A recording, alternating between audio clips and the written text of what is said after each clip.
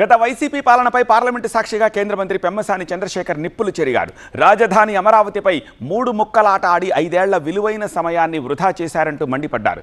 స్వచ్ఛందంగా రాజధాని కోసం భూములిచ్చిన రైతులను ఇబ్బందులు పెట్టారని ఫైర్ అయ్యారు. 3 ముక్కల రాజధాని అనే పేరుతో ప్రజలను మభ్యపెట్టి 5 సంవత్సరాల అమూల్యమైనటువంటి కాలాన్ని, ఆంధ్ర ప్రజల భవిష్యత్తుని కూడా వృధా చేశారు సార్. 3 ప్రాంతాల మధ్య చిచ్చు పెట్టారు సార్. నేను ఇక్కడ చాలా బాధతో కొన్ని విషయాలు చెప్పాలనుకుంటా ఉన్నాను. ఇది రాజకీయ విమర్శ కాదు సార్.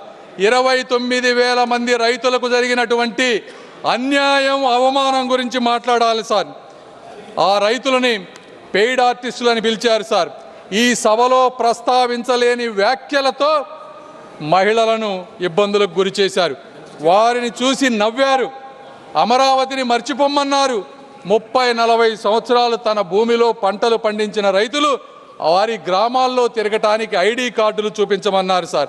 144 సెక్షన్ అమలు చేసి వారి స్వేచ్ఛను అడ్డుకున్నారు సార్. ఈ బాధ ఇక్కడితో ఆగలేదు.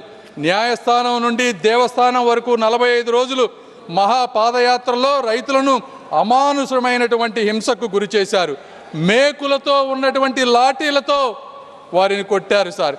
గర్భిణీ మహిళలపై బూట్ల కాళ్లతో తన్నారు. ఆఖరికి మహిళా దినోత్సవం రోజున ఆలయానికి వెళ్ళినటువంటి మహిళలపై కూడా దాడి చేశారు సార్. వారి భోజనంలో ఇసుక వేశారు. అయినా కూడా వారు ఎక్కడా కూడా వెనకడుగు వేయలేదు.